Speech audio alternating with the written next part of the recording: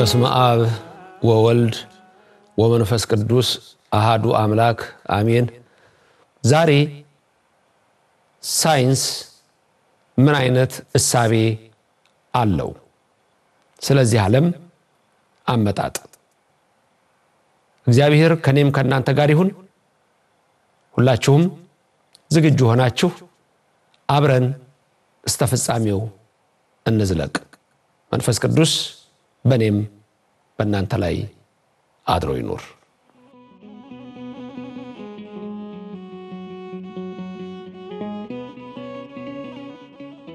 ዓለምን ሁሉ የፈጠረ የሚታየውንም የማይታየውንም የፈጠረ አምላክ እግዚአብሔር ስሙ የተመሰገነ ይሁን። መጽሐፍ ቅዱስ የሚመሰክርልን ገና የመጀመሪያው የመጽሐፍ ቅዱስ ክፍል ኦሪት ዘፍጥረት ምዕራፍ 1 ቁጥር 1 በቀዳሚ ገብረ እግዚአብሔር ሰማይ ወምድረ ብሎ ሰማይን ከነግሱ ምድርን ከነልብሱ የፈጠረ የሚታየውንም የማይታየውንም ሁሉ የፈጠረ ኃያሉ አምላክ እግዚአብሔር እንደሆነ ይመሰክርልናል። እኔ ፈጠርኩ ብሎ በመጽሐፍ ጽፎ የገለጸ ከእግዚአብሔር ውጪ ማንም የለም። ሰይጣን ሞክሮ ነበር፣ ተዋረደ። ለመፍጠር ሞክሮ አስቦ ነበር፣ አስቦም አልቀረ፣ እጁን ሰደደ፣ የዛን ጊዜ ልቡን ወጋው የሚል የኛ ትርጓሜ አለ። እሱም ከበላዩ ባይ ማንንም ቢያጣ ከበታቹ ያሉት ሁሉ መላእክት ቢመለከት ፈጥሬያችኋለሁ ለማለት ተነሳ። በቦታ ከሆነ አሉ በመሃል ያሉት ከታችም ከነሱ በታች ስላሉ እኛ ከበታች ያሉትን አልፈጠርናሉ። ስለዚህ ዓለማችን ዛሬም በዚህ ሐሳብ ውስጥ ትናጣለች፣ ትናወጣለች። ይህ ዓለም እንዴት ሊፈጠር ቻለ የሚል አስተሳሰብ። ሁለት አስተሳሰቦች አሉ። አንዱ የኛ እምነታችን ነው፣ ሁለተኛው ደግሞ የሳይንስ አስተሳሰብ ነው። ሱፐርናቹራል ፖዚሽን እና ሳይንቲዝም ተብሎ ይታወቃሉ። ሁለት አይነት አፕሮች ወይም አቀራረብ ወይም አመለካከት ወይም እሳቤያት አሉ። አንደኛው ያልኳችሁ ይሄንን ዓለም ሁሉን የሚችል ኃያል አምላክ ፈጥሮታል። ይሄ የሱፐርናቹራል ፖዚሽን ይባላል። በትምህርት ዓለም ያላችሁ ሰዎች ድንገት አንዳንድ ነገሮችን ለማየት እንዲረዳችሁ ነው ቃሉን ቀጥታም ተጠቀመው። ሱፐርናቹራል ፖዚሽን በእምነት ውስጥ ያሉ ሰዎች ይህ ዓለም ዝም ብሎ አልመጣም የፈጠረው እግዚአብሔር ነው ብለው የሚያስቡበት እሳቤ ሲሆን፣ ሁለተኛው እሳቤ ደግሞ የማቴሪያሊስት ፖዚሽን ነው። የማቴሪያሊስት ፖዚሽን የሚባለው የሳይንቲዝም ፖዚሽን ነው። ሳይንቲዝም አፕሮች ነው። ይሄ ደግሞ ሳይንስን ይዞ የሚሄድ ነው። ዛሬ የምናየው ይሄንን ነው።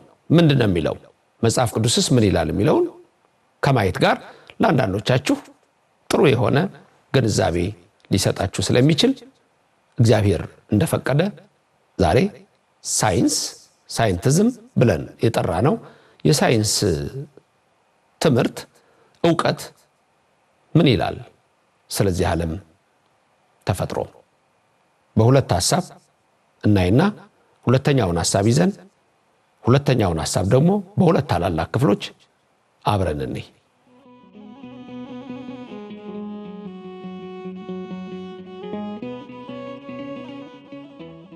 የሳይንቲዝም አፕሮች የሳይንስ እሳቤ ስለ ዓለማችን አመጣጥ ወይም ስለ ዓለም ፍጥረት ሁለት አይነት ሐሳቦች ብዬ ያልኳችሁ በአብዛኛው ሲነገር የነበረው የኢቮሉሽን ቲዮሪ የሚባል የኢቮሉሽን ቲዮሪ የቻርልስ ዳርዊን እሳቤ ነው። ቻርልስ ዳርዊን the origin of the species የሚል ወይም የዝርያዎች አመጣጥ ምንድነው ብሎ የሚጽፈው ትልቅ መጽሐፍ አለ። ብዙ ያውቀዋል። በትምህርት ቤት ዓለምም ይሰጣል ኢቮሉሽን ቲዮሪ። ስለ ኢቮሉሽን ቲዮሪ በአሁን ሰዓት ከፍተኛ ክስረት የደረሰበት ሐሳብ እንደሆነ ሰው ምንድነው ምንቱን ውእቱ ሰብ የሚል አንድ መጽሐፍ አለኝ። እዛ መጽሐፌ ላይ የጠቀስኩት አለ። በእንግሊዝ ሀገር የኢቮሉሽን ቲዮሪ እሳቤ ጽንሰ ሐሳብ ሊቃውንት እንዴት ይሻለናል? ምክንያቱም ኢቮሉሽን ላይ ተሰበረ የሚል እሳቤ ያላቸው። ምክንያቱም ምንድነው የናርዲ ምርምር በኢትዮጵያ ውስጥ ሉሲ መገኘት አሁን ካለው የሰው አካል ጋር ይሄን ያህል ምንም ልዩነት የሌለው ነው። ስለዚህ ኢቮሉሽን የት ነው? ኢቮሉሽን ወደ አማርኛው ስናመጣው ምን በሚል ነው ልንተንካው የምንችለው? ዘገምተኛ የሆነ ለውጥ ወደሚል ልናመጣው እንችላለን። ቀጥታ ትርጉም የቁም ትርጉም እንበለው ሊትራል ትራንስሌሽን ነው። የቁም ትርጉም የምንለው በእኛ በቤተክርስቲያን አነጋገር የቁም ትርጉም በቁሙ የምንለው አለ። በቁሙ ስንል ሊትራል ሚኒንግ ማለት ነው።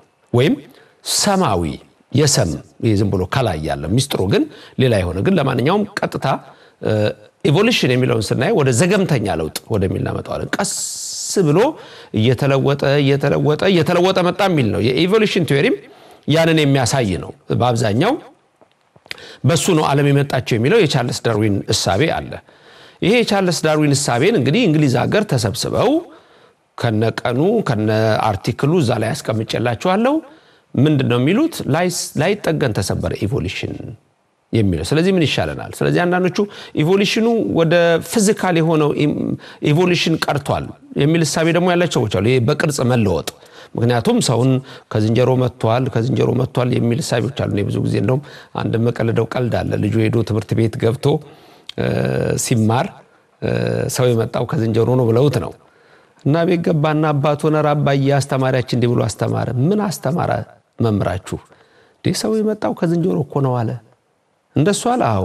እና እንዴት ነው አንተስ አባዬ ምን ትላለህ አለው። አዎ ቲቸር ብለዋል። ቲቸር ካሉ አሉ ነው መቼም ቲቸር ያሉት ልክ ነው፣ ከዝንጀሮ ነው የመጣ ነው አለ። አባት ደግፉ። ወደ ጓዳ ደግሞ ወደ እናቱ ጋር ገባ። እማዬ አላት። አቤት ልጄ፣ ኧረ እኮ ዛሬ ትምህርት ቤት የተማርነው ትምህርት ምን ተማርክ? ሰው የመጣ እኮ ከዝንጀሮ ነው አሉ ቲቸር። እንደሱ ነው አስተማሪው? አዎ። አባዬንም እኮ ስጠይቀው አዎ ከዝንጀሮ ነው አለኝ። ኬት ነው የመጣ ነው አላት። እናት ልጄ እኔም አውቀው ልንገርህ ሁላችንም የመጣ ነው ከእግዚአብሔር ነው ብላ መለሰች። እናቶቻችን እኮ አዋቂዎች ናቸው። አባዬ እኮ ከዝንጀሮ ነው አለኝ። ልጄ እንግዲህ አርፈህ ተቀመጥ። አባትህ የራሱን ዘመዶች እኔ የኔን ዘመዶች ኬት እንደመጡ ነገር ያለው እና አንዳንድ ጊዜ ዓለም ኮንፊውዥን የሚባል ነገር አለ። ጥርጥር ዝም ብሎ እነከለ ያሉ የተማሩ ሰዎች የሚመስሉን ሰዎች አሉ። አንዴ ጎንደር ውስጥ ነው ሆኗል የሚባል አንድ ሰው ያጫወተኛል። ስብሰባ ጠርተዋቸው በኢሰፓ ጊዜ ማርክስ እንዳለው ሌኒን እንዳለው ኤንግልስ እንዳለው እያሉ አደከሟቸው ገበሬዎቹን። እነሱ ምንም የሚፈልጉት ነገር የለም። የሚነሳና ካድሬው ማርክስ እንዳለው ሌኒን እንዳለው ኤንግልስ እንዳለው ይላል። ከዛ አንድ ገበሬ ብድግ ብለው በቃ ይበቃናል እንግዲህ እኛ እኮ ያቶ እንዳለው ልጆች ባሉት ተስማምተናል በቃ። አዎ ምክንያቱም ማርክስ እንዳለው ሌኒን እንዳለው ኤንግልስ እንዳለው ሲባል አባት ነው የመሰለው ለሱ። ማርክስ ለኔ ምኔ ነው? ኤንግልስ ለአንድ ኢትዮጵያዊ ምኑ ነው? ሌኒን ሐረር ላለ ገበሬ፣ ወለጋ ነቀምት ላለ፣ ጎጃም ማርቆስ ደሴ ላለ፣ ትግራይ መቀሌ አስመራ ኤርትራ ላለ ምኑ ነው? ሲዳማ ላይ ላለ ገበሬ ምኑ ነው ሌኒን? ተመልከቱ። የዓለምን ትምህርት ያመጣን ነው የሚበረዘው። አሁን ይሄም የተበረዘው ድብልቅልቁ ወጣው ከዚህ የተነሳ ነው። እየተቀበለኛ ኢትዮጵያውያን የነበረንን ሀብት አለማወቅና ለመረዳት ይሄን ሁሉ አምጥቷል። ዓለም የመጣው ከእግዚአብሔር ነው ተብለን ተምረናል። እኛ እንደውም በፊደላችን አን መጀመሪያ ካረግን አሌፍ ነው። አሌፍ ቢሂል አሐዱ እግዚአብሔር ነው፣ አንድ እግዚአብሔር ማለት ነው። በአማርኛ ፊደል ደግሞ ሃን ነው የምናረጋው፣ ሐሌታው ሃ። እሱ ደግሞ ሐልወተ እግዚአብሔር ነው፣ ወደ ላይ የሚያሳይ ነው። ሐልወተ እግዚአብሔር አለ እግዚአብሔር ነው። አሌፍም አሐዱ እግዚአብሔር ነው፣ አንድ እግዚአብሔር አለ ነው። ትምህርታችን ሁሉ እንዲህ ነበረ። ተደበላለቀና እዚህ ደረጃ ደርሰናል እንግዲህ። ስለዚህ ለማንኛውም የኢቮሉሽን ቲዮሪ በትምህርት ቤት ውስጥ ሁሉ የሚሰጥ ነው፣ መምህራን ሁሉ የምታስተምሩት ነው። ግን አንዳንዱ ተቀብሎ ሊያስተምር ይችላል፣ አንዳንዱ አምኖ ሊያስተምር ይችላል፣ አንዳንዱ ደግሞ ምንም ሳያምን በቃ ትምህርቱ ይሄ ነው። እኔ ማምነው ዓለም የተፈጠረው በእግዚአብሔር ነው፣ እግዚአብሔር ነው የሁሉ ፈጣሪ ሁሉን ፈጥሮ አንድ ጊዜ ያርጎታል እንጂ በኢቮሉሽን ወይም ደግሞ በተለያየ የዝግምተ ለውጥ ወይም ዘገምተኛ ለውጥ ምክንያት አንዱ ካንዱ እየተቀየረ ሰው ከዝንጀሮ መጣል ያላምንም የሚሉ መምህራን አሉ አሁንም አሉ ወደፊትም ይኖራሉ የኢቮሉሽን ቲዮሪ ሰው ተለውጧል የሚል ነው አሁን እሱ ወድቋል እንዴት ወደቀ ለምን አንቀየርም ለምሳሌ ሰው አሁን ቆሞ ነው የሚሄደው አራዊት ቆሞ አይሄዱም አንበሳ እንደሰው አይቆምም ነብር እንደሰው አይቆምም ጅብ እንደሰው አይቆምም ጦጣ ስልሽ ስለምትሞክር ዳርዊን አየና አይ ከጦጣ ነው ሳይሆን አይቀርም ማለት በቃ እንደዚህ እኮ ነው ስፔኩሌሽን ነው የነሱ ትምህርት በአብዛኛው ሃይፖቴሲስ ነው ግምት ተሰጥቶ ነው ዝም ብሎ የሚከረው እንጂ እንደ እምነት ይሄ ነው አይልም እኛ በቃ በቀዳሚ ገብረ እግዚአብሔር ሰማይ ወምድር አለቀ ዓለምን ሰማይን ምድርን የፈጠረ እግዚአብሔር ነው ሌላ ምርምርም የለንም እኛ ምንም ውስጥ አንገባም እግዚአብሔር ይሄን ዓለም ፈጠረው ብለን እናምናለን አለቀ እምነታችን ይሄ ነው በእነሱ ውስጥ ግን ብዙ ነገሮች ነው ያሉት እና በመለወጥ ከሆነ በመቀየር ከሆነ ለምንድነው ዛሬ ያልተለወጥ ነው እኛስ ሲባል አይ ወደ አእምሮ ለውጥ ሄዷል ወደ ማይንድ ኢቮሉሽን ሄዷል ይላል ወይም ደግሞ ወደ ሌላ ነገር ያመጣልሃል ስለዚህ ምንም ከመጽሐፍ ቅዱስ ውጪ መዳከር እንጂ እውነት አትገኝም ስለዚህ የኢቮሉሽን ቲዮሪ አንዱ የሳይንቲዝም የሳይንስ እሳቤ ነው እንዴት አድርገው ኢቮልቭድ እንደሆኑ አንዱ ካንዱ እንዴት እንደተለወጠ ሲጀምር ነው ፍጥረት ኋላ ላይ ድንገት ከበትም ሊገኝ ይችላል ያን አይነት እሳቤ ከወሰድን እኛ ግን እያንዳንዱ ትርጉም አለ ለምንድነው ሰው ቆሞ የሚሄደው ለምንድነው እንስሳት ቶሎ የሚራመዱት ሰው ለምን ይደሃል ለሚለው ሁሉ ትልቅ ትንታኔ ነው ያለው በኦርቶዶክስ ተዋሕዶ ቤተክርስቲያን ውስጥ አሁን እሱ ስላልሆነ ራሳችን ገና መጀመሪያው ላይ ስላለን ነው እንጂ በጣም ጥልቅ የሆነ ሳይንሳዊ የሚመስል የእምነት አስተሳሰብ ነው ያለው ሳይንሳዊ ማለት ዓለም እንደው ሳይንስ እያለ የሚደነቀው እኛ በኦርቶዶክስ ቤተክርስቲያን አንደነቅበትም ምን ያስደንቀናል ከሳይንሱ በላይ ነው ያላችሁ የብሉይ ሊቃውንት የሐዲስ ሊቃውንት የቅኔ ሊቃውንት ያቋቋም ሊቃውንት የድጓው ሊቃውንት መምህራን እናንተም የምታውቁት ዕውቀት ዓለም አያውቀውም ለምንገራችሁ በፍጹም አልደረሰበትም ገና ስለዚህ ይሄንን ማወቅ ያስፈልጋል ይሄንን መረዳት ያለንበትን ነገር ማወቅ ያስፈልጋልና በዚህ ላይ ነው እንግዲህ የበረታን ሄደን ዓለምን ለማዳን ለማትረፍ የሰው ልጆችን ሁሉ ወደ እውነት ለመመለስ ይሄንን ጥናት የምናጠናበት አንዱ መንገድም ከዚህ የተነሳ ነው ስለዚህ የኢቮሉሽን ቲዮሪ የዘገምተኛ ለውጥ አስተሳሰብ ሁሉ ከንቱ ደረጃ ላይ ያለ አስተሳሰብ ነው ዓለምም በእንዲህ አይነት ሁኔታ አሁን የሚታየው ነገር መጥቷል ብለን አናስብም እግዚአብሔር በመጀመሪያ ፈጠረ ከዛ በኋላ ግብርም የሚለው ትርጓሜ በዚህ አይነት አካያድ ልናየው እንችላለን ግን በመጀመሪያ ግን ዓለም ሲፈጠር በኢቮሉሽን የመጣ ምንም ነገር የለም ሁለተኛው ሐሳብ ሁለት ክፍል ያለው ያልኳችሁ ደግሞ የቢግ ባንግ ቲዮሪ ይባላል ምን ማለት ነው የቢግ ባንግ ቲዮሪ የአብ ጸጋ የወልድ ቸርነት የመንፈስ ቅዱስ ኅብረት አንድነት በእኔም በእናንተ ይደር እመቤታችን አትለየን ቀጥለን የቢግ ባንግ ቲዮሪን ደግሞ እንመለከታለን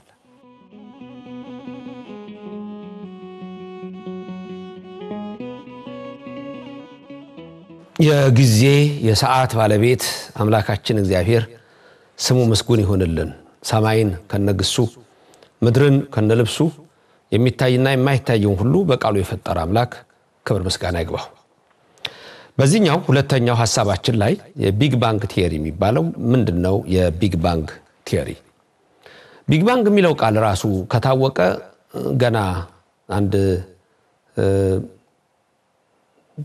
60 ዓመት ያህል ነው 67 ዓመት ነው አሁን ነው የታወቀው በአውሮፓዎቹ በ1950 ያው መጀመሪያ አሁን በሚታመንበት የቢግ ባንግ ቲዮሪ ሐሳብ ሳይሆን ሰር ፍሎይድ የሚባል እንግሊዛዊ የስነ ፈለክ ተመራማሪ የቢግ ባንግ የሚለውን ሐሳብ ለመቃወም በ1950 1950 ላይ የቢግ ባንግ ቲዮሪን ለመቃወም ሲል ቢግ ባንግ የሚል ሐሳብን አምጥቷል ኋላ ላይ ከሱ ሐሳብ ለወጥ ባለ ደግሞ እነ አርኖ ፔኒዛስ እንደገና ደግሞ ሮበርት ዊልሰን የተባሉ ሳይንቲስቶች ይሄንን ሐሳብ ጎላ አድርገው ዓለም የመጣው በቢግ ባንግ ቲዮሪ ነው የሚል ትልቅ አስተሳሰብ ይዘው መጥተዋል ትልቅነቱ ለዓለም እንጂ ለኛ አይደለም። በእነዚህ ሰዎች አስተሳሰብ ይሄ ዓለም በአንድ በሆነ ትልቅ ፍንዳታ የመጣ ነው ብለው ያስባሉ። ዛሬ ሳይንሱ ምን ይላል ስለሆነ ኢቮሉሽን ቲዮሪን በመጀመሪያው ክፍል እንዳየነው አሁን ግን የምናየው የቢግ ባንግ ቲዮሪን በሁለት ትልልቅ ክፍሎች እናየዋለን። ይሄ ዓለም መጣ ብለው የሚያስቡበት ሁለት ትልልቅ ክፍሎች አሉ። የመጀመሪያው the cosmic inflation theory የሚባል ነው። the cosmic inflation theory እና ሁለተኛው ደግሞ quantum fluctuation ብለው የሚጠሩት እነዚህ ሁለት ሐሳቦች ናቸው። አሁን በአብዛኛው የሳይንስ ሊቃውንት የሚቀበሏቸውና የሚከተሏቸው ተቃውሞ የላቸውም አይደለም። በሳይንቲስቶቹ መካከል እንመለከታለን። እነዚህ ሁለት ሐሳቦች ግን የመጀመሪያው የኮዝሚክ ኢንፍሌሽን ቲዮሪ ነው። ሁለተኛው ኳንተም ፍላክቹዌሽን ነው። ምን ማለት ናቸው እነዚህ? ምንድነው የቢግ ባንግ ቲዮሪ ሐሳብ? እነዚህ ሁለቱ የቢግ ባንግ ቲዮሪ አስተሳሰብን የሚረጭባቸው መንገዶች ናቸው። ስለዚህ የቢግ ባንግ ቲዮሪ ምንድነው የሚያሳየው ስለ ዓለም አመጣጥኛ? በቀዳሚ ገብረ እግዚአብሔር ሰማይ ወምድረ ብለን እናምናለን። ከሱጪ ምንም ይህ ዓለም የሆነ ነገር የለውም። ሁሉ የሆነው በእግዚአብሔር ነው። ሁሉን የፈጠረ እሱ ነው። ሁላችሁም የምታስታውሱት ሁላችሁም የምታውቁት ዘፍጥረት ላይ የተጠቀሰው ምዕራፍ 1 ላይ እግዚአብሔር የዚህ ዓለም ፈጣሪ መሆኑን እንደዚሁም ደግሞ ዘፍጥረት ምዕራፍ 2 ላይ እንዴት እንደፈጠረው ከየት እንደፈጠረው የሚዘረዝረው እንዳለ ሆኖ ኦሪት ዘጸአት ምዕራፍ 20 ቁጥር 11 ላይ ስለ 10ቱ ትእዛዛት የሰንበትን ነገር ሲያነሳ ሊቀ ነቢያት ሙሴ እንደጻፈው እግዚአብሔር በ6 ቀናት ውስጥ የሚታየውንም የማይታየውንም ሁሉ እንደፈጠረ ይናገራል። ዘጸአት 20:11 ቅዱስ ዮሐንስ ወንጌላዊ ደግሞ ወልደ ነጎድጓድ በምዕራፍ 1 ላይ ሲናገር የሚናገረው ቃል አለ። መንፈስ ቅዱስ በእኔም በእናንተ ይደር። በመጀመሪያው ቃል ነበረ፣ ቃልም በእግዚአብሔር ዘንድ ነበረ፣ ቃልም እግዚአብሔር ነበረ። ይህ በመጀመሪያው በእግዚአብሔር ዘንድ ነበረ፣ ሁሉ በእርሱ ሆነ። ስለዚህ ዓለሞች በእግዚአብሔር ቃል የተዘጋጁት ሁሉ በእርሱ ሆነ። ከሆነውም አንዳች እንኳን ያለ እርሱ አልሆነም። ምንም ነገር በእሱ ነው የሆነው። አንዳች ያለ እሱ የሆነ ነገር የለም። ሁሉ በእርሱ ሆነ። ኢቮሉሽን፣ ቢግ ባንግ ቲዮሪ፣ ሚኒ ባንግ ቲዮሪ፣ ኳንተም ፍላክቹዌሽንስ፣ ኮዝሚክ ኢንፍሌሽን እነዚህ ሁሉ ነገሮች የሰው ሐሳብ ናቸው። ሰው ያንን ይላል። እግዚአብሔርስ ምን ይላል? እግዚአብሔር ደግሞ ሁሉ በእኔ ሆነ ይላል። አዎ ዮሐንስ ሲጽፍ ሁሉ በእርሱ ሆነ፣ ከሆነውም አንዳች እንኳን ያለ እርሱ አልሆነም። በእርሱ ሕይወት ነበረች፣ ሕይወትም የሰው ብርሃን ነበረች። ብርሃንም በጨለማ ይበራል፣ ጨለማም አላሸነፈውም። ሁሉ በእርሱ ሆነ፣ ዘቦቱ ኩሉ ኮነ፣ እምኀበ አልቦ ሀበቦ በእርሱ ሆነ። ካለመኖር ወደ መኖር ሁሉን ያመጣ እግዚአብሔር እርሱ ነው። የሰው ልጅ ሕይወትም እርሱ ነው ይላል። በቢግ ባንግ ቲዮሪ ግን ይሄንን ሐሳብ ሲደግፈው አናይም። ከመጽሐፍ ቅዱስ ጋር ሊስማማም አይችልም። ይስማማል ብለን መጠበቅ የለብንም። የሚስማሙ ሳይንቲስቶች አሉ። አሁንም እሱን አስተውሉ። እኛም ደግሞ በቅድስት ርትዕት ሃይማኖት ትምህርታችን ሳይንስ ሁሉ 100% የሰይጣን ነው ብለን አናስብም። እንደሱም አንልም። መልካም የሆነ ነገር አለ። እግዚአብሔር ለሰው ልጆች ጥበብ ሰጥቷል። ግን የሰው ልጆች እስከሚችሉት ድረስ ይመራመራሉ በሃይማኖት። ካልቻሉ ግን ከአቅማቸው በላይ ስለሆነ ያለ አንተ ትተነዋል ይላሉ። ራስን አንተ ታውቃለህ። እንደሱ ነው። ይሄን ከዚህ በላይ ያለውን ላውቀው አልችልም። ለምን? ዕውቀቴ መጠናት፣ አሳሰቤ ትንሽ ናት። እኔም ማቀውን አሁን እናንተ አታውቁም። እናንተ የምታውቁትን ሁሉ ነው ያላውቅም። በዚህ ማየት ይችላልላችሁ ስለዚህ እግዚአብሔር ይሄንን ዓለም ሰራው ይሄንን ዓለም አዘጋጀው ፈጠረው ሁሉን አደረገ እንጂ ሲፈጥረው ደግሞ በ6 ቀን ዘጸአት 20:11 በ6 ቀን ውስጥ ዘፍጥረት ምዕራፍ 1 በ6 ቀን ውስጥ ይሄንን የፈጠረውን ፍጥረት ደግሞ እያንዳንዱን በመስመር አድርጎ በስርዓት አድርጎ ፈጥሮታል አንድ ቀን ይሄ ሆነ ሁለት ቀን ይሄ ሆነ ሶስት ቀን ይሄ ሆነ አራት ቀን ይሄ ሆነ አምስት ቀን ይሄ ሆነ ስድስት ቀን ይሄ ሆነ በሰባተኛው ወአይረፈ እግዚእነ እምኩሉ ግብሩ ዘአሃዘ ይግበር ነው የሚለው ከሚሰራው ስራ ሁሉ በሰባተኛው ቀን አረፈ የሰባተኛውን ቀን ቀደሰው ቀዳሚት በነገራችን ላይ በዓለም ላይ የክርስቲያን ሀገር ኢትዮጵያ ብቻ ቀዳሚት ሰንበትን ታከብራለች እሁድንም ጨምራ ታከብራለች አሉ አንዳንዶች አድቬንቲስት የሚባሉ ቀዳሚ የሚያከብሩ the7 day አድቬንቲስት የሚባሉ ግን እሁድ ደግሞ የላቸውም እነሱ አይሁዶች ቀዳሜን ያከብራሉ እሁድ ግን የለቻቸውም ፕሮቴስታንቶች እሁድ አላቸው ቀዳሜ የላቸውም ካቶሊኮች እሁድ አላቸው ቀዳሜ የላቸውም አላቸው ከተባለ ማለት ነው የላቸውም እሁዱ ካላቸውም ደግሞ አላቸው ይሰየው ይኖራቸው ነው እንፈልገው እንደውም እንዲጨምሩ ነው እንፈልገው ቀዳሜንም ሌላ ቀርቶ እነ ግብጽ ቀዳሜ የላቸውም ሌሎቹ ሁሉ የኢትዮጵያ ለየት ያለ ነው አንዳንዴ ትርጓሜ ላይ የግብጽም ሄደብለቅ ያለ ነገር ስላለ ውዳሴ ማርያም ስናሰማ ለፍልሰታ የመቤታችን ጊዜ ያባ ኤፍሬምን ታሪክ ስናመጣ ትዝ ይላችኋል አይደል አንዱን ቀን የሚያከብር ከሆነ ሁለቱን ቀን የሚያከብር ከሆነ ያልን እናመጣው ሁለቱን ቀን የሚያከብረው አባ ኤፍሬም ሁለቱንም ቀን የሚያከብረው እንዲህ አይነቶቹ ጥሩ ነው በዛ መቅረባቸው አንዱን ቀን የሚያከብር ከሆነ ሁለቱን ቀን የሚያከብር ከሆነ አባ ኤፍሬም ሁለቱንም የሚያከብረው እኛም ሁለቱንም ነው የምናከብረው ቀዳሜ እግዚአብሔር አርፎባታል እንመጣበታለን የመጨረሻው ክፍል ላይ ስለምንመጣበት እሱ ላይ አልገባም አሁን ለማንኛውም በ6 ቀን ውስጥ ሁሉን ነገር ፈጥሮታል እግዚአብሔር ሁሉን ያዘጋጀ እሱ ነው የሚታየውንም የማይታየውንም ፈጠረ ሰዎች ግን አላወቁም ማለት ብርሃን ዓለም ቅዱስ ጳውሎስ በሮሜ ምዕራፍ 1 ቁጥር 20 ላይ ሰዎች ይሄንን አላስተዋሉም ማለት እግዚአብሔር ግን ሁሉን ነገር አድርጎ አዘጋጅቶታል አለ ከላይ ሰማይን ሰቅሎታል አለ ምድርን በኋላ ያጽንቷታል አለ የትም ትምህርት ቤት መግባት አያስፈልግም አለ ሰማይን እዛ ሲታይ ከነግሱ ፀሐይ ጨረቃ ከዋክብት በሰማይ ማን ያደረጋቸው እናንተ የቤታችሁ መብራት ካላጠፋችሁትና ካላበራችሁት ይጠፋል ራሳችሁ አላችሁ እኛ እንግዲህ እንዲም እናደርግ ከሆነ ማን ነው ፀሐይን ያበራት ማን ነው ፀሐይን ደግሞ እንዳትኖር ያረጋት ትጠፋለች ማለት አይደለም ፀሐይ እያበራች ነው የምትኖረው ግን በመስራቅ 6 መሳከው አላት በምዕራብ 6 መሳከው አላት በመስራቅ 6 መሳከው ወጣ በምዕራቡ 6 መሳከው ስትገባ ያኔ ለአንዱ ዓለም ጀርባዋን ትሰጠዋለች በ6ቱ መሳከው ገብታ በ6ቱ መሳከው እንደገና ተመልሳ ስትወጣ ደግሞ እንደገና ለሌላው ዓለም ጀርባዋን ትሰጠዋለች ያኔ ግማሹ ለሊት ግማሹ ብርሃን ይሆናል ምንም የሚያስደንቅ ነገር የለውም መጽሐፈ ሄኖክ ይሄንን ይዘረዝራል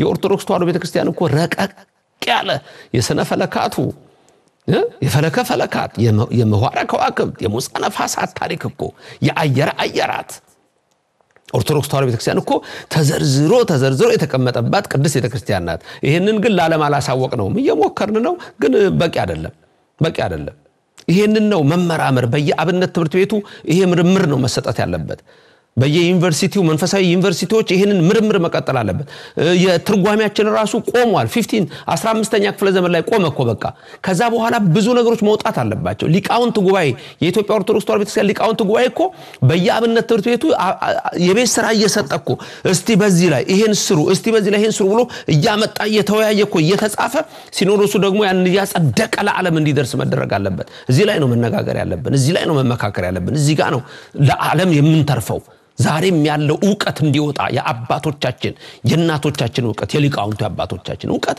እንዲወጣ ማድረግ አለብን ሳይንስ ደካማ ነው መቃ ነው መደገፍ አይቻልም በሳይንስ ላይ ደሞ ይናወጻል ደሞ ይዋዥቃል ደሞ አይጸናም ደሞ አይቆምም ስለዚህ እኛ ይሄንን የመሰለ እምነት ይዘን ይሄን የመሰለ ዕውቀትና ግንዛቤ ያለን ዓለም እንዲያቀው ልናደርገው ይገባልና እግዚአብሔር በ6 ቀናት ውስጥ ዓለምን ሁሉ ፈጠረ የቢግ ባንግ ቲዮሪ የሚባለው ፈጽሞ ከመጽሐፍ ቅዱስ ጋር የማይገናኝ ሊያገናኙት ግን ብዙዎች ይሞክራሉ አይደለም ለምን እንደማይገናኝ ለምን ትልቅ ኃጢአት እንደሚሆን ልንገራችሁ የቢግ ባንግ ቲዮሪ አሳሳብ አንዳንዶቹ ሊያገናኙት ይሞክራሉ ያቻሉ እግዚአብሔርን የሚክድ ነው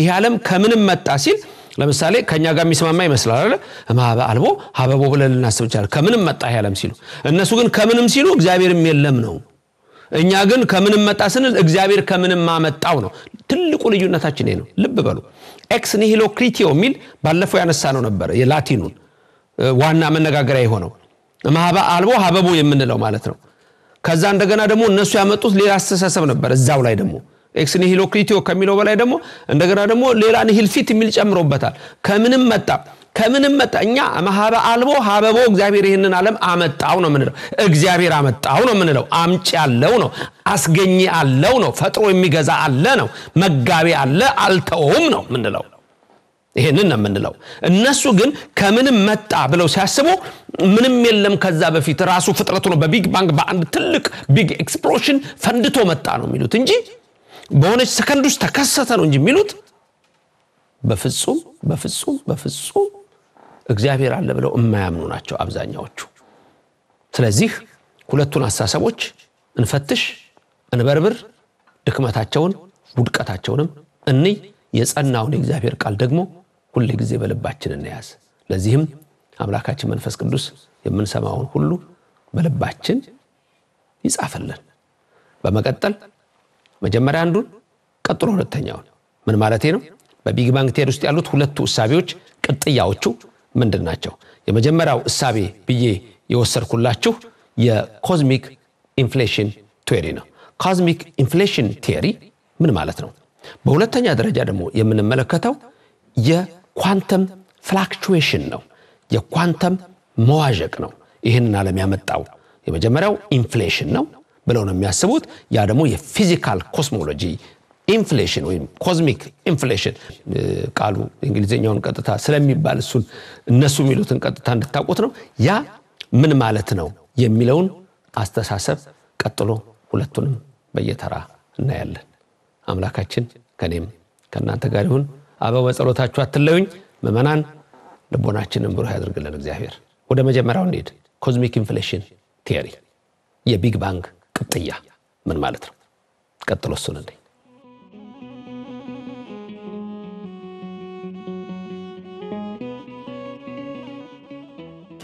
ድምፁ ጥሩ ሆኗል ዘሊያ ጥሩ ነው እሺ 30 ደቂቃ ይጃለሁ በቃ እየጨረስኩ ተላላ ጥሩ ነው የጊዜ ባለቤት እግዚአብሔር የተመሰገነ ይሁን ቀለል አድርጌ ስለምነግራችሁ ይገባችኋል ዋናው ቀለል አድርጌ እንድናገር ነው እዚህ ጋር እግዚአብሔር ያስቀመጠኝ ለምን አንድ ጊዜ በቃ ቢግ ባንግ ሲባል ምንድነው እንዳትሉ ቀላል ነገር ነው በተለይ ለኦርቶዶክስ ሊቃውንት ባለፈው ብያችኋለሁ ምንም ለእናንተ የሚሳን ነገር የለም ልንገራችሁ በቃ ቢግ ባንግ ቲዮሪ በፍንዳታ ይሄ ዓለም ተፈጠረ አለቀ ምንም ሌላ ነገር የለው ሁለት አስተሳሰቦች አሉት እነሱ ደግሞ ማለት እንደሆነ ነው የመጀመሪያ አሁን የምናየው the cosmic inflation theory የሚባለው ነው the cosmic inflation theory በሌላ አጠራር ምን ብለው ይጠሩታል cosmological inflation ብለው ይጠሩታል እንዲሁ ደግሞ ቀጥታ physical cosmology ብለው ስም ይሰጡታል ኢንፍሌሽን ተብሎ የሚጠራል ዲክሽነሪ ላይ ራሱ ሄዳችሁ ኢንፍሌሽን ብትሉ አንድ የሆነ ጊዜን የሚገልጽ ዓለም የተፈጠረበትን ፍራክሽን ወይም ደግሞ ሰከንድ ሊሆን ይችላል እዚህ ላይ አስቀምጥላችኋለሁ ለምን ከ10 እስከ 36 ከ10 እስከ 33 ከ10 እስከ 32 ሰከንድ ባለው ጊዜ ውስጥ ነው ዓለም ተፈጥሯል የሚሉት ልክ በዛው 6 ቀን የሚለው የለም ዘፍጥረት ምዕራፍ 1 ላይ የተጻፈው የስድስቱ ቀናት ምስጢር የለም ስለዚህ ይሄ በምሳሌ 9 ላይ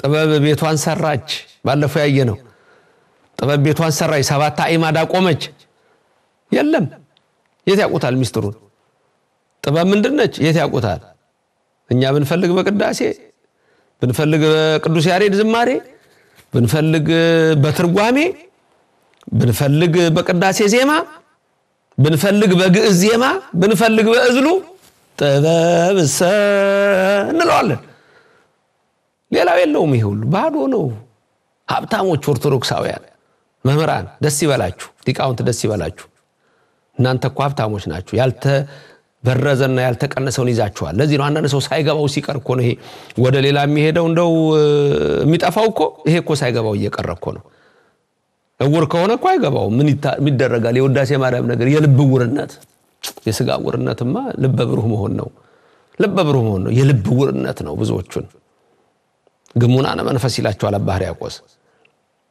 አንዳንድ ጊዜ አለ ምን ሰውና እኔ ምን ሰውና አለዋለሁ ስግመት አለዋለሁ በሌላ ይሄን በመጽሐፎች ላይ ያሉ ቃሎች ናቸው ታገኙአቸው ስግመት የተቆለፈበት ነው ደግሞ ከድንቁርናው አልፎ እንደሱ ሲሆን በሽታ ነው ስለዚህ በኦርቶዶክስ ተዋሕዶ ቤተክርስቲያኑ ስንኖር እምነቷ ምንድነው የሚለውን ጠንቅቀን ማወቅ ያስፈልጋልና የመጀመሪያው የቢግ ባንግ ቲዮሪ አስተሳሰብና ቅጥያ the cosmic inflation theory ይባላል ኢንፍሌሽን የሚለውን ቃል ብዙ ጊዜ ከምን ጋር ታገኙታላችሁ ስለዚህ ይሄ የኢኮኖሚካል ቃል ከሆነ የቢዝነስ ከሆነ ግሽበት የሚል ብዙ ጊዜ ሰዎች ሲናገሩት ድንገት ልሰሙት ይችላልላችሁ እሱ ሌላ ነገር ነው ቃላት በየተለያየ ነገር ነው የሚፈቱት እዚህ ግን በሳይንሱ በሳይንቲዝም ወይም በሳይንስ ሳቤ ይልቁንም ደግሞ በቢግ ባንግ ቲዮሪ እሳቤ ኢንፍሌሽን የሚለውን ቃል ስትመለከቱ አንድ የሆነ ክስተትን በሰከንድ ውስጥ የዚህን ዓለም አፈጣጠር የሚያሳይ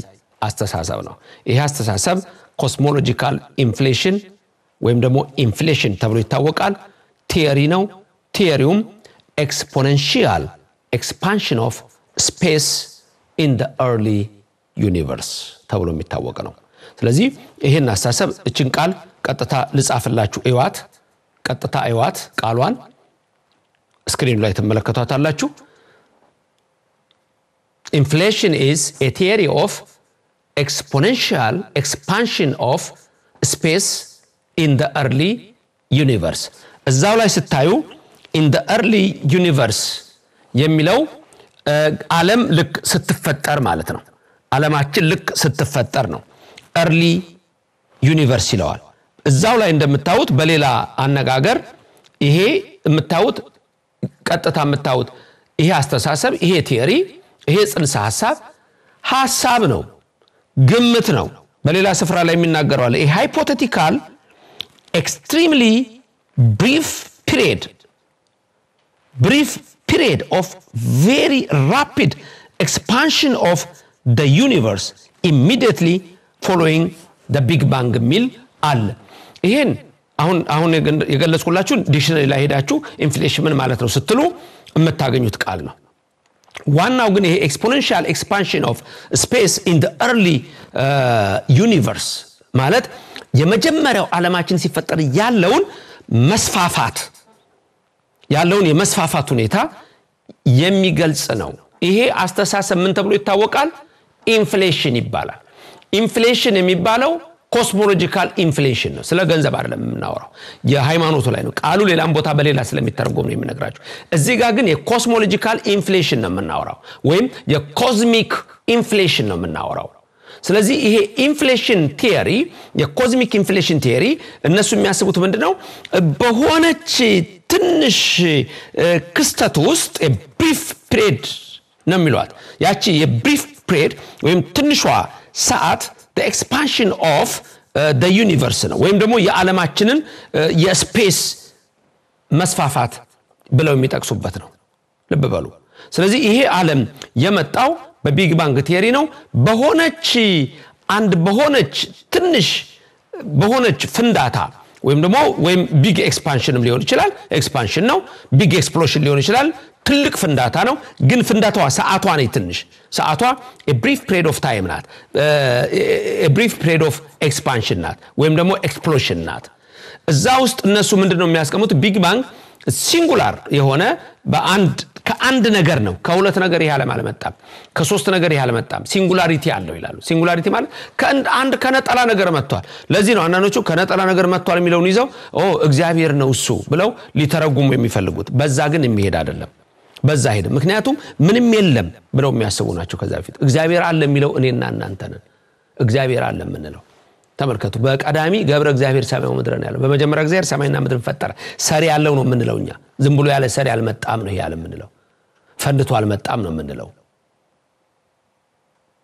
ትልቅ ህንጻ ብታዩ ምንም ህንጻ ማያቅሰው እዛ ህንጻ ብታመጡት በየክፍሉ ብትወስዱት መብራቶቹን ሲያይ የህንጻውን ደረጃ ሲያይ ዝም ብሎ መጥቷል ማለት ይችላል አይችልም ይሄን ዓለም ስናይ ዝም ብሎ መጥቷል ማለት አንችልም ሰሪ ያለው አበጅ ያለው ተመልከቱ አበጀ ያለው የሰራው አለ እሱም እግዚአብሔር ነው በቢግ ባንግ ቲዮሪ ግን ያ የለም ከአንድ ሲንጉላር ነገር የሚለው የሆነ ነገር ነበረ ፈነዳ ያ ሲፈነዳ ደግሞ ከ10 እስከ 36 ሰከንድ ከ10 እስከ 33 ሰከንድ ከ10 እስከ 32 ሰከንድ ባለው ውስጥ ይሄ ፍንዳታ ተከናውኗል ነው የሚለው የኢንፍሌሽን ኮዝሚክ ቲዮሪ ማለት ይሄ ነው በዚህ አይነት ሁኔታ ዓለም ተፈጠረ ይሄ ስፔስ መጣ እቺ ዩኒቨርስ መጣች ይሄ ዓለም መጣ ብለው ያስባሉ ስለዚህ የቢግ ባንግ ቲዮሪ ብለን ስንል ከዛ በፊት ምን ነበረ ለሚለው ብዙ መልስ ያለው አስተሳሰብ አይደለም ከዛ በፊት እግዚአብሔር ነበረ ብለው አይነግሩንም ስለዚህ የቢግ ባንግ ቲዮሪ በአጠቃላይ የሳይንሳዊ ቲዮሪ ነው የሳይንቲፊክ ቲዮሪ ነው በሳይንቲዝም ውስጥ የሚነገር ነው የሚነገረን ደግሞ ይሄ ዓለም እንዴት አድርጎ እንደተፈጠረ ሲሆን ይሄ ዓለም ደግሞ የተፈጠረው የሆነች ነገር ፈንድታ ነው አንዳንዶቹ ትንሽዬ ፍሬ የምታግል ነገር ነበረች ያቺ ፍሬ የምታግል ነገር ሰፋችና ፈነዳችም ይሉ ይችላሉ በእነሱ አገላለጽ አንድ ቀን ይላሉ ትልቅ እዚህ ጋር ልብ ብላችሁ ስህተታቸውን ተመልከቱ እነሱ የሚሉትን ነው የምነግራችሁ እንዴት ቢግ ባንግ እንደተፈጠረ ሲናገሩ እንዴት ዓለም እንደተፈጠረ ስፔስ እንዴት በኤክስፓንሽን እንደተፈጠረ ይሄን ቲዮሪ ሲያወሩ የሚሉትን ነገር ልንገራችሁና እዛው ጋር ስህተታቸውን ታቆታላችሁ አንድ ጥሩ ቀን በጠፈር ቦታ ላይ ትልቅ ፍንዳታ ደረሰ ይሄም ቢግ ባንግ ተብሎ ይጠራል የት ጠፈር ላይ ስለዚህ ከቢግ ባንግ በፊት ጠፈር ነበር ማለት ነው ልብ በሉ ባለፈው ማተር የሚል ነገር አንስተናል ማተር የተፈጠረ አይደለም አይጠፋም የሚል ሐሳብ ያለ እሱን ሁሉ ያመጡ ነው ከማተር ነው ይሄ የመጣው የኳንተም ፊዚክስ ሊቃውንት ደግሞ ከአተም ነው ብለው የሚያመጡት ነው ኳንተም ፊዚክስ ላይ ስንመጣ ወይም የኳንተም ፍላክቹዌሽንን ስንመለከት እዛ ላይ እናዋለን እነሱ ደግሞ ወደ ሜዳ ፊዚክስ ያደሉና በቃ ብዙ አይነት መዋዠቅ ውስጥ ይገባሉ ብዙ አይነት ፈተና ውስጥ ይወድቃሉ ግን ለነሱ ፍልስፍናና ምርምር ነው ለማንኛውም አንድ ቀን በጠፈር ላይ ትልቅ ፍንዳታ ደረሰ ያም ትልቅ ፍንዳታ ተብሎ ተጠራ ቢግ ባንግ ተብሎ ተጠራ ቢግ ኤክስፕሎሽን ትልቁ ፍንዳታ ይህ ፍንዳታ አንድ ነገር ፈጠረ የነሱ ሐሳብ ይህም ጋዞችን ፈጠረ እንደገና የጠፈር አቧራ አስነሳ ጋዝ እንደገና ደግሞ የጠፈር አቧራ ተነሳ ይህም ወደ ሁሉም አቅጣጫ ተሰራጨ ያ የዓለማችን ልደት ነው ይላሉ the birth of our universe ይላሉ ይሄ ነው ቢግ ባንግ ቲዮሪ እንደዚህ ሆኖ ተፈጠረ the birth of the universe ይሄንን ይመስላል ዓለማችን ከዛ እየሰፋ መጣ ኤክስፓንሽን መስፋፋት እየሰፋ መጣ እና አብዛኛው ይሄ ዓለም የተፈጠረችበት ሁኔታ ይሄንን የሚያሳይ ነው ይላል ቢግ ባንግ ቲዮሪ ኢንፍሌሽን ቲዮሪው የኮዝሚክ ኢንፍሌሽን ቲዮሪው ከዚህኛው ሐሳብ የመጣ ነው ያ ነው እንግዲህ ሲፈነዳ ከዛ በኋላ ዓለማችን የፈነዳችበትን ሰዓት የሚያሳየው ደግሞ ቲዮሪና ፍልስፍና የኮዝሚክ ኢንፍሌሽን ቲዮሪ ወይም ኮስሞሎጂካል ኢንፍሌሽን ተብሎ የጠሩት ነው ስለዚህ በእነዚህ ሰዎች ቢግ ባንግ እሳቤ ጠፈር ነበረ ከዛ ጠፈሩ ላይ አንድ ነገር ፈነዳ ቢግ ኤክስፕሎሽን ቢግ ባንግ ቲዮሪ ብለው ጠሩት ይሄ ዓለም እንደዛ ነው የመጣው ፈንድቶ ነው የሆነ ነገር የመጣው ነው ምን ነው ከዛ በኋላ ፈንድቶ እንዴት ሌላ ዓለም አልመጣም ሲባሉ መልስ የለም አልቦ ምንም የለም ምክንያቱም እሱ ላይ ነው አንዳንዶቹ አሁን እየመጡ ያሉት ስለዚህ መጽሐፍ ቅዱስ የሚነግረን እግዚአብሔር ዓለማትን ሁሉ አዘጋጀ ከሱ ውጪ ምንም የሆነ ነገር የለም እግዚአብሔር ስሙ ለዘላለም ምስጉን ይሁንና ከሱ ውጪ የሆነ ምንም አይነት ፍጥረት የለም ሁሉ የሆነው በሱ ነው ሁሉን ያደረገ እሱ ነው ሁሉም ደግሞ ለእርሱ ነው ቅዱስ ጳውሎስ መልእክት ወደ ቆላሲስ ሰዎች የጻፈውን ላንብብላችሁና ከዛ ቀጥሎ ደግሞ ኳንተም ፍላክቹዌሽን ወደሚሉት ሐሳቡ ስጄ ተመልክተን እናንተ ደግሞ እስቲ በዛው መልስ ያዘጋጃችሁበት ለኔም ደግሞ ከጻፋችሁልኝ መጽሐፌ ላይ የናንተንም ሐሳብ መጠቅለል ስለምፈልግ ጥያቄም ካላችሁ እዛ ላይ ለጽሁፌ የበለጠ ስለሚያመቸኝ እሱን ልገልጽላችሁ እችላለሁ ብርሃን ዓለም ቅዱስ ጳውሎስ በረከቱ ይድረሰንና በቆላሲስ ምዕራፍ 1 ቁጥር 16 ላይ የሚናገረው የዓለምን ፍጥረት የሚያሳይ ነገር አለ ሐዋርያው በዚህ መልእክቱ ላይ የሚናገረው የቢግ ባንግ ቲዮሪ የተባለው እሳቤ ወይም ደግሞ የኮዝሚክ ኢንፍሌሽን የተባለውን እሳቤ ኮስሞሎጂካል ኢንፍሌሽን ወይም ኮስሚክ ኢንፍሌሽን የተባለው ሐሳብ የቢግ ባንግ ቅጥያ ትርጉም የሌለው መሆኑን ሲነግረን ይህ ዓለም ዝም ብሎ የመጣ ሳይሆን እግዚአብሔር ያዘጋጀው ዓለም መሆኑን እንድናቅ ነው እንዲህ ይላል የሚታዩትና የማይታዩትን ዙፋናት ቢሆኑ ይላል ቁጥር 16 ላይ ነው የሚታዩትም የማይታዩትም ዙፋናት ቢሆኑ ወይም ጌትነት ወይም አለቅነት ወይም ስልጣናት በሰማይና በምድር ያሉት ሁሉ በእርሱ ተፈጥረዋልና እግዚአብሔር የናለም በፍንዳታ አልፈጠረው ዓለም ፍንዳታን የሚታየው ተመራምሮም ሲሰራ ዓለምን የሚያፈነዳ ነገር ሰራ የሚታዩት የማይታዩት ዙፋናት ጌትነት ስልጣናት አለቅነት በሰማይም በምድርም ያለው ሁሉ በእርሱ ተፈጥሯል ከፍጥረት ሁሉ በፊት በኩር ነው ሁሉ በእርሱና ለእርሱ ተፈጥሯል እርሱም ከሁሉ በፊት ነው ሁሉም በእርሱ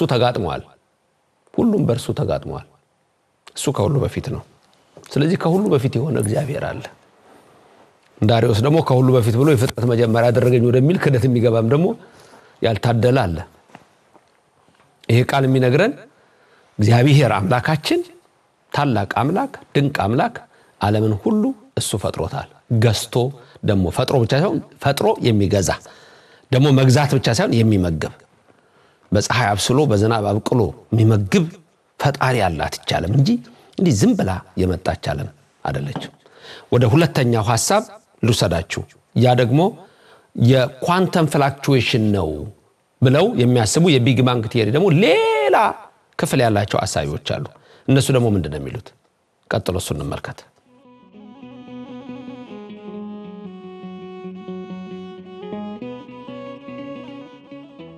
የኳንተም ፍላክቹዌሽንስ ደግሞ እንመልከት እግዚአብሔር አሁንም በረድኤት ከኛ ጋር ይሁን የኳንተም ፍላክቹዌሽን ይሄንን ሐሳብ በአብዛኛው ያጎለበተው የታወቀ ሰው አለ ቨርነር ሃይዘንበርግ ይባላል ይሄ ሃይዘንበርግ የኳንተም ፍላክቹዌሽን ማለት የኳንተም መዋዠቅ የቫኪዩም ፍላክቹዌሽን ብሎ የሚገልጸዋል የክፍት የሆነ ብቻ እንዲሆነ ክፍት የሆነ ነገር ውስጡ ዋዠቀ ነው የሚለው እንግዲህ ሲዋዥቅ ወይም እንደዚህ ብሎ የሚዋዥቅ ነገር የለም ወይ አሁን የተነፋፊኛ ቢሆን የሆነ ነገር ሆኖ ነው ስለዚህ አሁንም ልብ በሉ የሆነ ነገር አለ ማለት ነው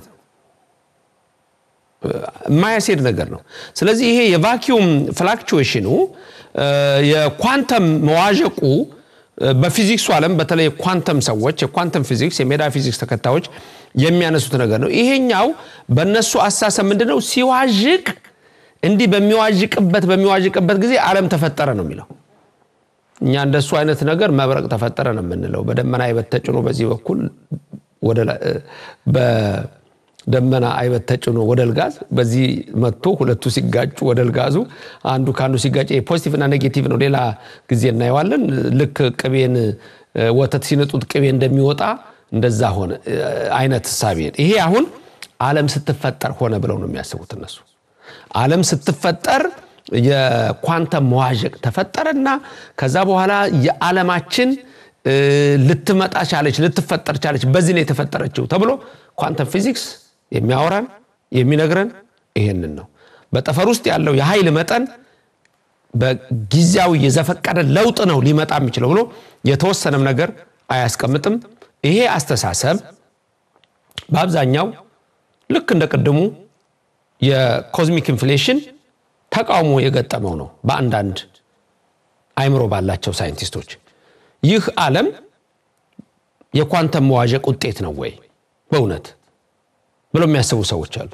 እንደዛ ነው ያለም የመጣው እንደዚህ ነው የቻለው ብሎ ያስባሉ ስለዚህ ይሄንን ነገር ሲመለከቱት በድንገት ስፖንታኒየስሊ በድንገት ድንገታዊ በሆነ ነገር በቅጽበት የተፈጠረ መዋዠቅ ነው የሚል የቢግ ባንግ ቲዮሪ ተቀጣይ ሆኖ ግን የኳንተም ፍላክቹዌሽን ውጤት ብለው የሚነግሩት ዓለም የተፈጠረችበት እሳቤ ነው ይሄም ዓለማችን ወደ ህልውና የመጣችበት ከዚህ የተነሳ ነው እግዚአብሔር ፈጥሮታል አይሉም ኳንተም ፊዚክስም አይልም ከዛኛው አንዳንድ ሰዎች የኳንተም ፊዚክስ እግዚአብሔርን ያምናሉ እግዚአብሔር እንዳለ ይላሉ እነሱ እሳቤው ግን እግዚአብሔር ዓለምን ፈጥሮታል ካላለኝ አልቀበለው አንዳንድ ሳይንስ ተማሪዎች እግዚአብሔር ዓለምን ፈጠረው ካላለ በመዋዠቅ ነው በቫኪዩም በባዶ ነገር መዋዠቅ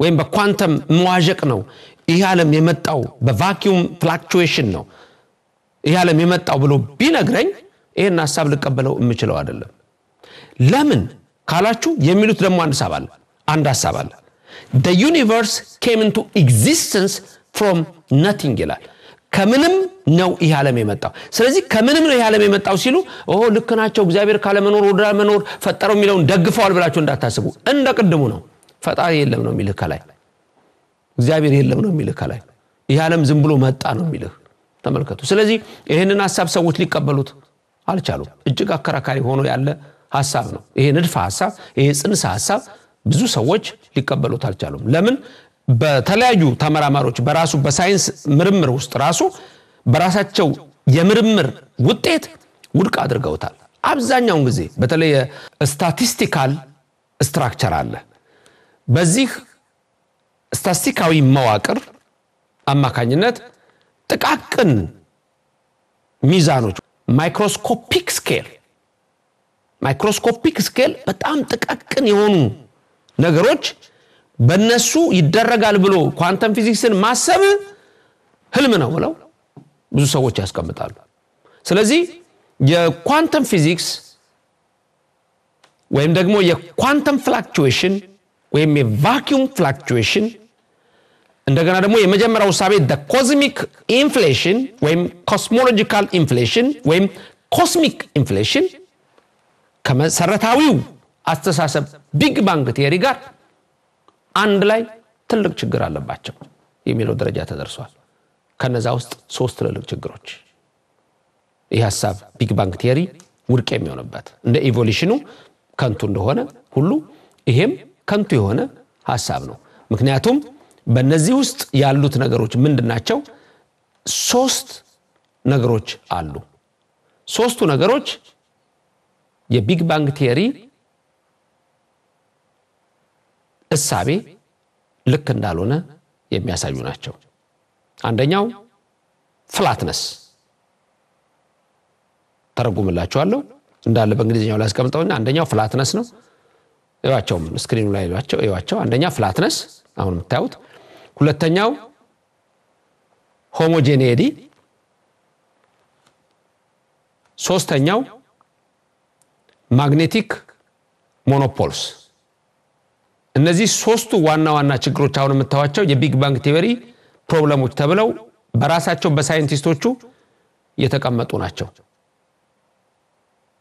በተለይ የቢግ ባንግ ቲዮሪ በሲኤምቢ ግኝት ምክንያት በጣም አሳማኝ ሆኖ ቢመስልም ቢታይም ያሉበት ግን እነዚህን 3 ነገሮች መመለስ በጣም አስቸጋሪ ነው ለምሳሌ የመጀመሪያው ፍላትነስ ያልኳችሁ ፍላትነስ ጠፍጣፋነት ነው ብዙዎቹ እንደሚያምኑት ጠፍጣፋ ነች ይቻለም ጠፍጣፋ ዓለም ናት ይላሉ በቢግ ባንግ ቲዮሪ አስተሳሰብ ግን ምንድን ነበር የሚል አስተሳሰብ አላቸው ይቀየራል አንዳንድ ጊዜ ከርቭም አንዳንድ ጊዜ ሰዓት ራሱ ሊጎብጥ ይችላል ጊዜ ሊጎብጥ ይችላል የሚል ሐሳብ ያላቸው በተለይ ይሄንን ዲስፕሩፍ ያደረጉበት የጣሉበት የአይንስታይን ደግሞ ቲዮሪ አለ ቲዮሪ ኦፍ ሪላቲቪቲ ይባላል ሌላ ነው አንጻራዊነትን የሚያሳይ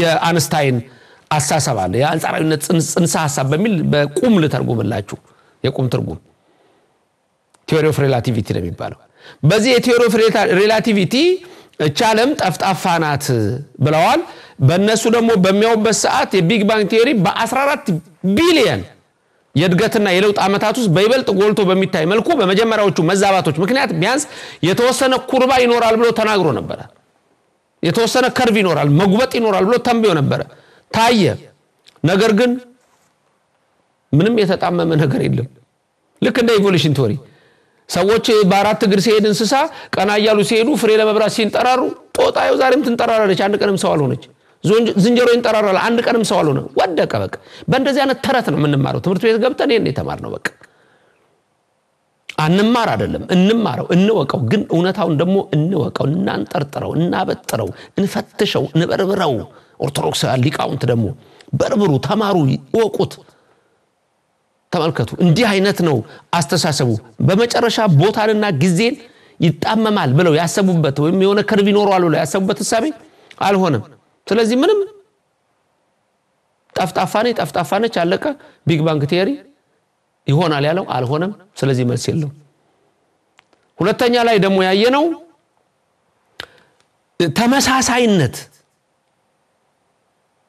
ተመሳሳይነት ምንድነው ከአንድ ቦታ ወደ አንድ ቦታ የተለያየ ነገሮች ነው የምናየው በቢግ ባንግ ቲዮሪ ግን በፍንዳታ የመጣ ከሆነ ሁሉ ነገር አንድ አይነት ሆነ አንድ አይነት አይደለም ሰው ነው አራዊት ናቸው እንስሳት ናቸው ተራራ ነው ወንዝ ነው ውቅያኖስ ነው ወፎች ናቸው አለቀ በቃ አንድ ጊዜ በ6 ቀን ውስጥ ፈጥሮ ጨርሶታል እግዚአብሔር ድከሙ ያላቸው ደከማሉ ይድከሙ ምንም ላይ ያገኙ ሰውን ግን ያስከዳሉ ያጠራጥራሉ እናንተ ግን ወቁት እግዚአብሔር ምን አይነት ኃያል አምላክ እንደሆነ በ6 ቀን ውስጥ ፈጥሮ በቀዳሚ ገበር እግዚአብሔር ሰማዩ ምድር ፈጥሮ ጨርሶታል እነሱ ግን በዚህ አስተሳሰባቸው የሆሞጂኒቲ አስተሳሰብ the quality of state of being all the same or all of the same kind ነው ስለዚህ ተመሳሳይ የሚሆን ሁሉም ነገር ተመሳሳይ የመሆን ሁኔታ የቢግ ባንግ ቲዮሪ በተለያዩ አካባቢዎች ካለው ሰፊ ርቀትና የሙቀት ኃይል ከአንድ ቦታ ወደ ሌላ ቦታ የሚሸጋገርበት ጊዜ ባለመኖሩ ብዙ የሙቀት ልዩነቶች ያሉበት ዩኒቨርስ ይፈጥራል አልሆነም አልተደረገም ይሄ ዓለማችን በተለይም እንዳልኳችሁ በሲኤምቢ በሁሉም አቅጣጫዎች በጣም ተመሳሳይ የሆነ ሙቀት አለው ለምን እንዲሆነ ቢግ ባንግ መልስ የለውም ሌላው የማግኔቲክ ሞኖፖልስ ናቸው ሶስተኛ ላይ እሱ ደግሞ ምን ማለት ነው የቢግ ባንግ ቲዮሪ ኃይል በእኩል የማይከፋፈልበት ዩኒቨርስ ነው የሚኖረው ብሎ ነበር እሱም አልሆነም ወቅቶች ራሳቸውን ተጠብቀው ነው የሚሄዱት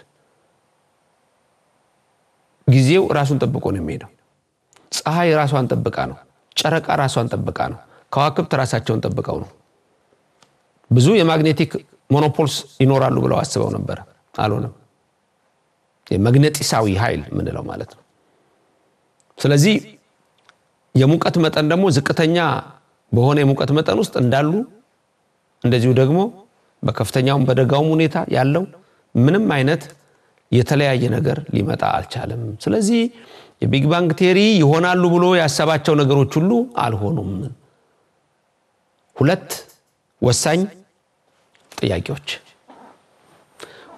ጥያቄዎች አንደኛ ኢቮሉሽንም ሆነ ቢግ ባንግ ቲዮሪን የምንጠይቀው ጥያቄ አንደኛ ኢቮሉሽንን በመንጠራራት ፍሬ በመፈለግ ወደ ላይ እንዲህ በማለት ሰው ቆሞ መሄድ ከሆነ ዛሬስ ኢቮሉሽን ለምን ቆመ የሚለው ነው በሬ ነው ላም ናት አህያ ነው ፈረስ ነው ዶሮ ናት አሳው በባህር ውስጥ አሳ ነው ሰው ነው ትንንሽ ተሐዋሲያን እንኳን ሳይቀሩ ያው ናቸው። ትንኝ ተቀይራ ዝሆን አልሆነችም። ዝሆንም ትንኝን ሲያክል ታይቶ አይታወቅም። እግዚአብሔር አንድ ጊዜ ሰውን ሌሎችንም ፍጥረታት ሁሉ ፈጥሯቸዋል። ስለዚህ ይሄ ነው። ሁለተኛ ለቢግ ባንግ ቲዮሪ በትልቅ ፍንዳታ በትንሽ ሰከንድ ውስጥ ይህ ዓለም መጥቷል ብለው ለሚያስቡ ሰዎች ቅድም ያልኳችሁ የሳይንሱ መንገድ ዲስፕሩፍ ያደረገበት እንዳለ ሆኖ እኛ ግን የምንጠይቀው ጥያቄ ደግሞ እንዴት ኢኩሊብሪየም ሲስተም እዚህ ምድር ላይ መጣ? የተመጣጠነ ስርዓት እንዴት ሊከሰት ቻለ? በመዋዠቅ ኳንተም ፍላክቹዌሽን በትንሽ ሰከንድ ጊዜ ውስጥ በመጣ ኢንፍሌሽን ኮስሞሎጂካል ኢንፍሌሽን ይህ ዓለም ከተፈጠረ ፍጥረት እንዴት ቆመ ታዲያ ዛሬ? አንዴ ተፈጥሮ ለምን ቆመ? አስተዋላችሁ? በእንደዚህ አይነት የሚፈጠር ከሆነ በእንደዚህ አይነት የሚመጣ ከሆነ ፍጥረት እንዴት ቆመ? እነዚህ ጥያቄዎች ሳይንስ መመለስ አይችልም። መጽሐፍ ቅዱስ ግን እግዚአብሔር በ6 ቀን ውስጥ ፈጠረ፣ ፈጥሮም ደግሞ ፈጸመ። ፍጥረት አልቆበት አላቆመም፣ ቀን ጎሎትም አላቆመም።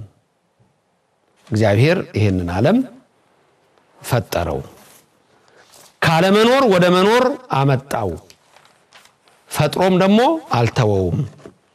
እኛ የሱ ፍጥረታት ነን። የፈጠረን አምላክ ምስጉን ይሁን። በራእይ ምዕራፍ 4 ቁጥር 11 የዕለቱን ትምህርቴን አበቃለሁ። ራእይ 4:11 በዙፋኑ ላይ በተቀመጠው ፊት ወድቀው ከዘላለም እስከ ዘላለም በሕይወት ለሚኖረው እየሰገዱ ጌታችንና አምላካችን ሆይ አንተ ሁሉን ፈጥረሃልና ስለ ፈቃድህም ሆነዋልና ተፈጥረውማል፣ ክብር ውዳሴ ኃይልም ልትቀበል ይገባሃል እያሉ 24ቱ ሊቃናት ቀሳውስት በዙፋኑ ፊት አክሊላቸውን ያኖራሉ። ጌታችንና አምላካችን መድኃኒታችን እግዚአብሔር ሆይ አንተ ሁሉን ፈጥረሃል፣ በቃልህ አዘሃል። ዘፍጥረት ምዕራፍ 1 ይሄን ይነግረናል። ኃያሉ አምላክ ክብር ምስጋና ይግባው። ሰላም ሁኑልኝ።